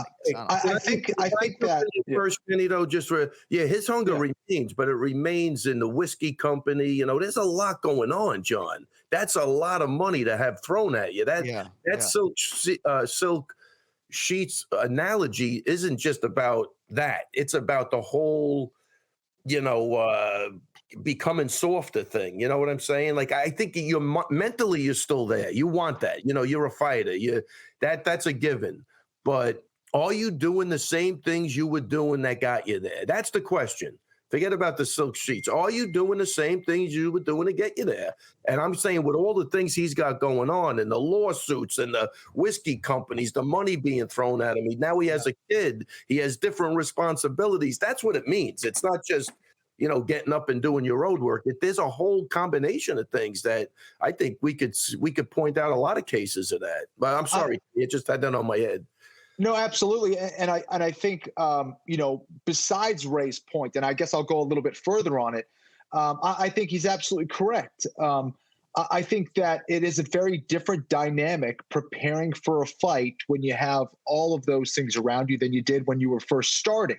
The hunger and all those things, it's just a different deal. I think that Conor wants to train for fights. I think he wants to train hard for fights. I think where that dynamic reveals itself is when you are getting beaten down and you start to go, wait a sec, I got a really comfortable bed and I got a real comfortable private plane that I can go back to, and I got a yacht waiting for me, and I got all these other things waiting for. Like, I don't have to do this. Oh yeah. Whereas if you're like, this is my only way out, it's a very different thing. Yeah. Right? It's the same thing. If I drop you off in the middle of the ocean, the Gracies used to use this analogy all the time. If I drop you off in the middle of the ocean and I say, hey, you know what? I don't know if I'm coming back, right? Your willingness to give up is going to be very different if I go, I'll be back in 10 hours. You're going to do everything possible. So that willingness to survive, that willingness to know that you're going to be saved or you have something waiting for you is very different. And like Ray said, you know what? 7 years ago, I don't think Rihanna was calling him. I don't think, Cristiano Ronaldo and Messi and all these other people were hitting him up left and right and asking him if he wants to go to the club, or, if Lamborghini's giving him a call to see if he wants to be a brand ambassador. It's a totally different deal. Yeah. You think about the amount of interviews Joe Blow does and the amount of interviews that Conor McGregor does. You think about who hits you up when you're a nobody and who hits you up when you're famous. How many invites you get when you're a nobody and how many invites you get when you're the biggest athlete on the planet. It's a totally different thing. How do you shut this off? Can you shut it off? It's possible. It's not easy though. 100%. That's what I'm saying. It's not the saying. It's what goes along. It's just the analogy, and there's a million things. You're on your way to training, like Kenny says again. Lamborghini calls up. They go, "We got $1 million deal for you." You're calling your trainers and going, "Look, man, I just got a call. I got to get a dude." It sets a vibe that then even your trainers probably start going, "What am I doing?" You know what I mean? Like, I'm sitting here like a schmuck, and this guy's running around making deals, which is great. But and at the same time, in 24 hours, you can make $1 million for showing up and signing autographs. You're like, exactly. But if you think that's the same as when you're coming up and you're just doing anything, and I remember, we took that fight with Sakara with Weidman, man. I had my daughter come down to the gym at 10 at night so I could give him a work because we just got the news and we had to get going. We had 2 weeks or whatever. I mean, she came down, babysat his little girl. She was probably a year old, 2 years old. You know what I'm saying? Like, that's not happening now. You know what I mean? Also, what does it do for you? She's got a maid that'll watch the kid. That's why. But and what is it? Yeah. Right. And what does it do for you mentally, right? When you go from being able to train in silence to train comfortably, no one's trying to bother you, to you can't walk anywhere. And if you are walking somewhere, everyone's trying to shake your hand and tell you how great you are. And I don't care who you are, right? And what kind of, steel trap you have for a mind, right? You're going to start to believe that shit. When everyone says that, your shit doesn't stink, you're the greatest thing ever, and oh my God, you're a god and all this stuff, you start to believe it. And that's where overconfidence can come into play. Whereas before you're like, hey, I know I can be beat. I know I'm coming up. I know what a sticky gym feels like. All those things play a dynamic that is difficult to deal with. I couldn't agree more. It's the truth. That's why I say he wins this fight, I'll be super impressed. Super impressed with that win, because this is what he has to deal with. Even that thing on ESPN when he came out of the restaurant and he shadowed. This guy did a great job. He wrote the book on how to brand yourself. He really did. Yeah. If you have the skill set, and he had the skill set to back it up, and he did a great job. I've grown to really, like that end of it, but the fighting end now, and again, you could answer this question easy. All you got to do is talk to those coaches and get an honest conversation. They will 100%. They know what's going on. Yeah. They're about the only people that probably know, but they know what's going on. And I'm not sure. This is fantastic. You know what I mean? Like some footage here of Conor McGregor just mobbed by fans leaving the restaurant. But I'm not sure that we can draw analogies in our own lives, right? Because all three of us are public figures to whatever degree, right? But I listened to a podcast Kenny did recently where he said something like, I still have to work, and we all still have to work. But I think back to 2003. I'm living in an apartment in Newton, Massachusetts. My rent is $600 a month, and I couldn't pay my rent. And I call my dad, who I don't really have a great relationship with, but I'm like, hey, man, I can't pay my rent. He's like, dude, I don't know what to tell you. I might have like a savings bond from your bar mitzvah from 1991 that I can send you. Found a savings bond, and that's how I paid my rent. And it was only 18 years ago. But for me, like procedurally, in terms of my work ethic or my fighter cards, or like my process hasn't changed at all. But I think part of it is because I have to go earn this job and earn this paycheck every week, whereas he doesn't need to be doing this. And that's, I think, why a lot of us are so impressed that he's doing this, because he's back for legacy. Like he's back. He wants more scalps on his MMA resume, period. That's why he's back. Yeah, he might want him, but is he willing to work for him? Is the way he did at the beginning. That's the question. And listen, I agree with you. But I think even just talking about Marvin Hagler said that, dude, that guy 14 title defenses. What was it? The guy was insane. Steady Eddie, same guy every fight. That guy was amazing when you look back. And I really highly recommend that Four Kings documentary that's on Showtime now. Absolutely phenomenal. That was a golden era of boxing. There's a lot to be learned from each one of those guys, man. Who stuck around too long, who didn't. Yeah. It was a great documentary series. It really was. Everybody should watch that. Ken-Flo, you're muted, my man. And another lesson from that, Marvin Hagler used to go over to Provincetown. He'd go to P-Town, right? The very tip of the Cape to go and train. He would go isolate himself from everyone and anyone, right? That's where he would go to do his hardcore training camps with the Petronelli brothers out of Brockton. And, a good sign is that Conor has done that here. He has brought his whole team. He has isolated himself. He has really worked hard on trying his best to basically cancel out that noise. So that is a good sign, John, and I agree. He doesn't have to do this. The fact that he's coming back to fight is a good sign in my mind, but when the going gets tough, that's where we're going to find out what Conor is. And if like Ray, I was saying earlier, if we see Conor go 5 hard rounds and get a win, even if he loses and he goes hard and he fights through all those things, then Conor is back. He's a winner. I agree with Kenny 100%. It's not about winning or losing. It's about showing up. And if he does that, he's a winner, and he'll be way more popular, win or lose. He really will be. It's not I remember Matt losing. He got more fans with a loss. It's about the effort you put in, right? Nobody wants that. That's it. Kenny's 100% right. We see that guy and we'll be able to tell. That's a different animal, you know what I mean? And people will appreciate that. Joe Osborne just touched on sort of the lost developmental time for Conor McGregor during the prime of his career when he went to box Floyd Mayweather. And we can't necessarily quantify that, Kenny, right? But with Poirier, we absolutely can. He has left no stone unturned for 15 years, right? There hasn't been a stretch of 6 weeks where he hasn't been working to try to improve himself as a mixed martial artist in all discipline, bringing it. I mean, dude, like even the boxing work he does with Dia Davis, like Dustin Poirier would realize success in a professional boxing realm. Like he would. That matters. And so I just think for Conor, there were huge pockets, not of inactivity per se, but he hasn't been hell-bent and tunnel focused on improving his mixed martial arts game for every minute of the last 10 years, the way the guys he's competing against in theory have been doing. So I don't know. And again, you can't give Dustin enough credit for how he persevered and all the fights he's had, and he's still looking great. And he's steady Eddie. He's going to show up.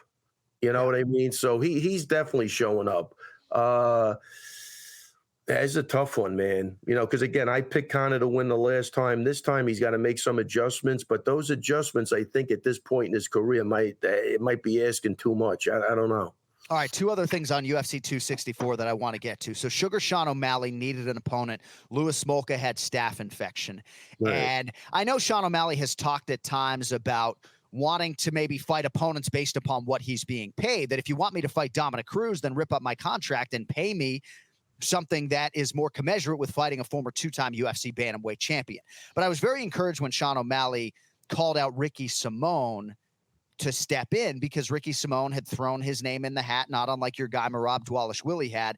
Now, I don't think any of us expected him to fight Merab, and of course Merab has the Marlon Moraes fight already on the schedule, and I don't believe Ricky Simone had a fight. But I just wanted to get your thoughts on how that all played out. Simone throwing his hat into the mix, but then when he seemingly gets the fight, can't make weight, and now they settle on a regional guy out of New England and Chris Motino. Any thoughts on how it played out for O'Malley? Man, I would have loved to have seen the Simone fight. I could tell you that. I mean, that would have been a great fight. I mean, now he's fighting an unknown. So, man, you bring up the money thing and the contract.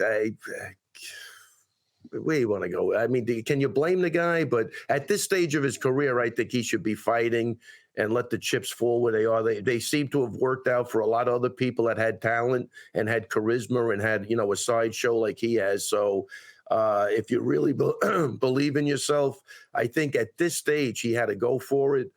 Fighting an unknown, I don't think is going to do one thing for him. Like that's risky.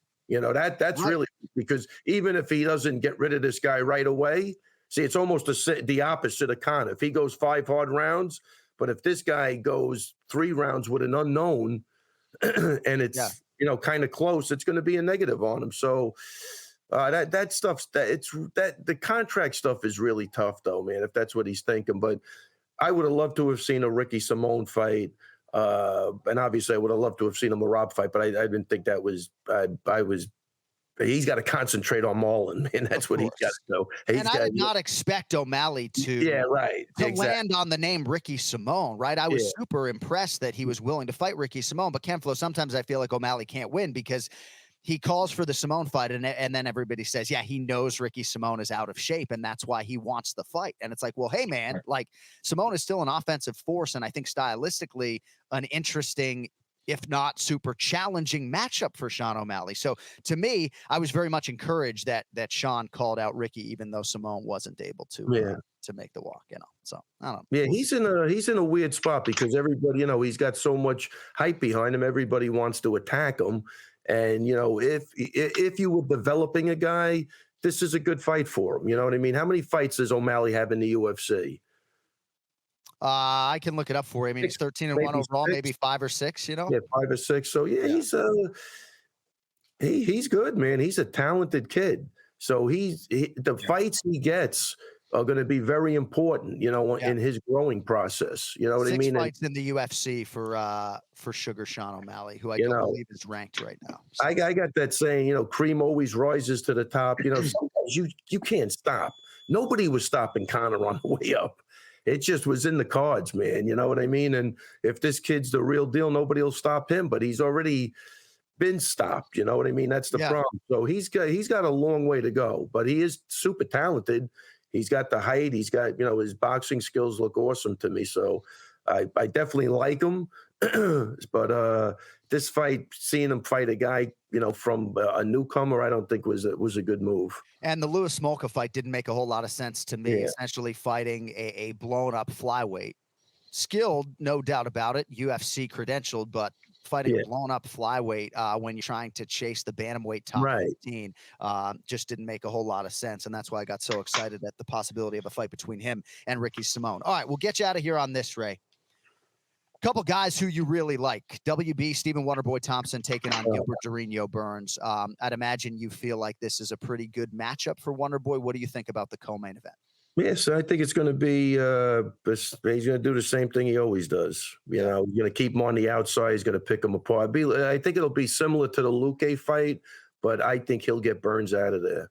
Yeah. All right, man. Well, I think that's about all I have for you. What do you got going on this week? I'm sorry that we're not going to see you in Vegas. Ken-Flo and I are actually going to get to see each other for the first time in like 3 years because he's out here to corner Ryan Hall.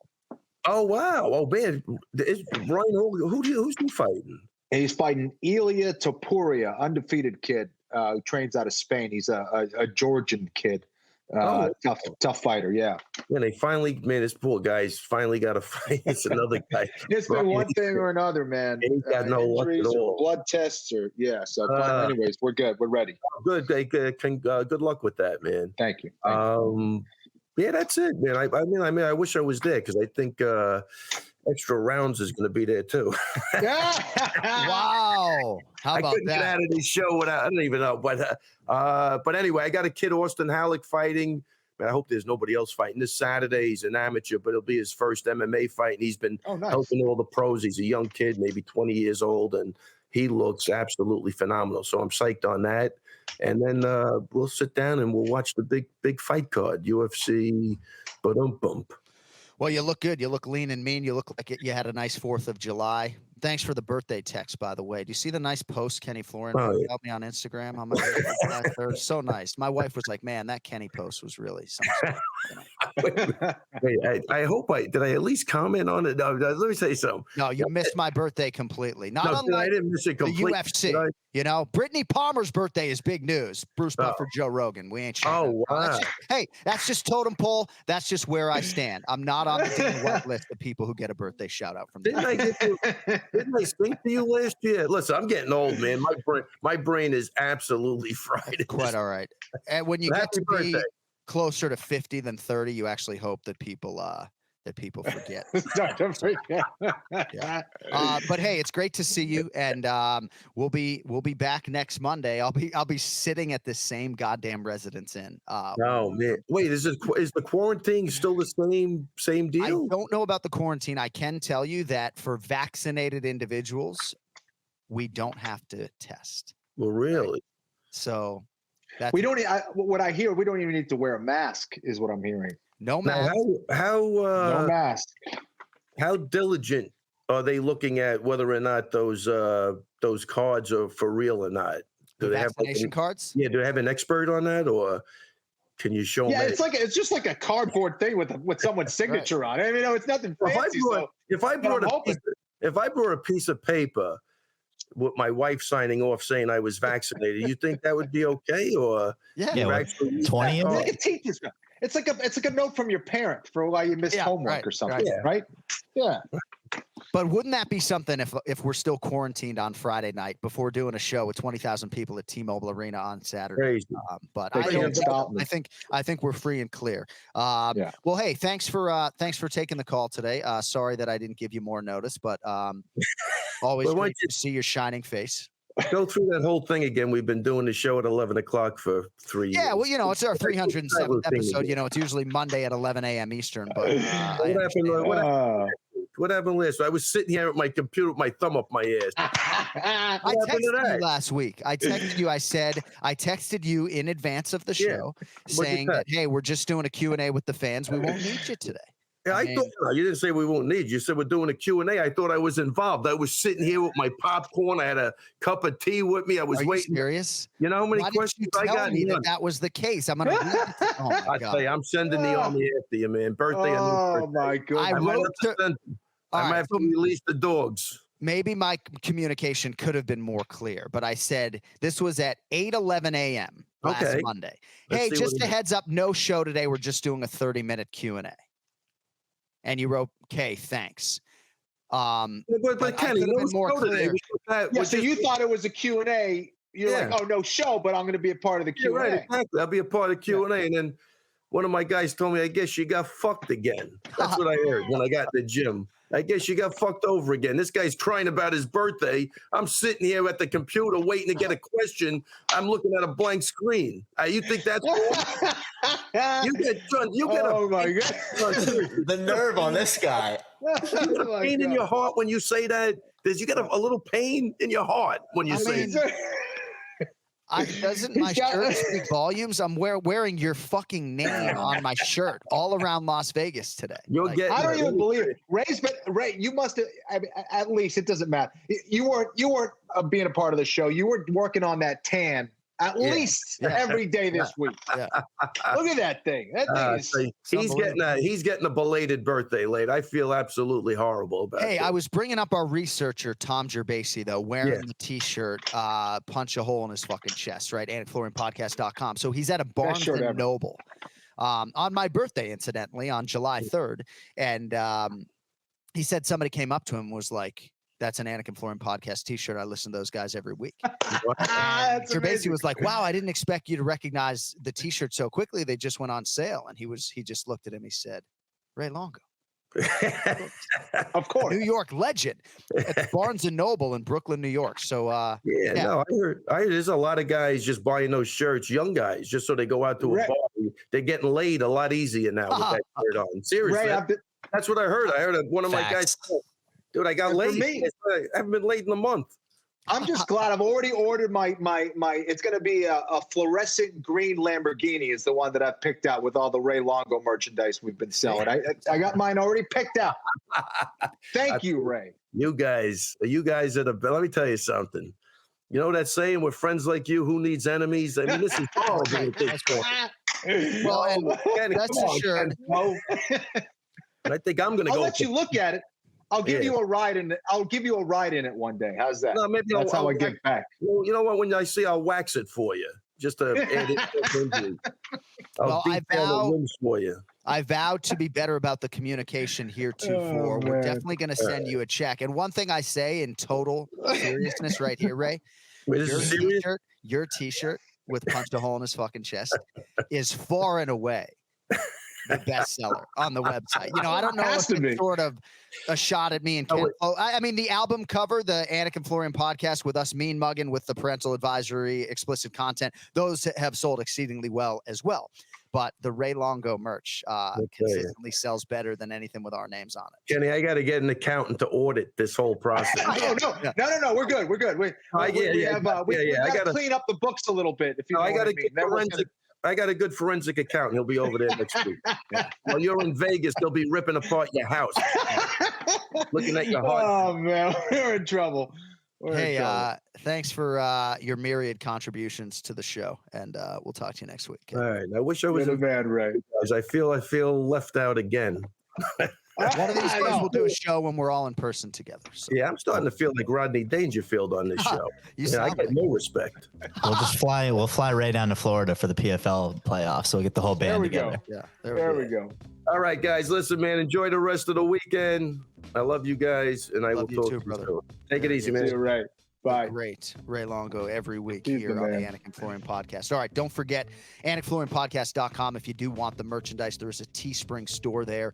And I believe the code is AF10 for 10% off your order. Also, don't forget FlowTube, Ken-Flo's YouTube channel. If you are not subscribing, I suggest you do so. Subscribe to us too, if you would be so kind. And we'll see you for UFC 264. I've got a lot of content coming your way this week. Some DraftKings stuff.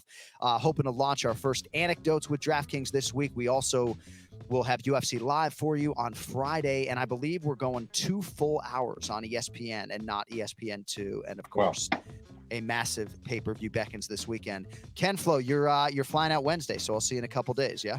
Yes, sir, man. Can't wait. It's been too long. And all the best to Ryan Hall against Ilia Topuria. Thank you to our guests, Joe Osborne, Ian Parker, Ray Longo, our executive producer. The best in the business is Cody Merrill. With that, for Ken-Flo, I'm Jon Anik saying so long for this week. Enjoy the pay-per-view. Thank you all for listening, for subscribing, for watching. Until next week, don't text and drive. Yo, later.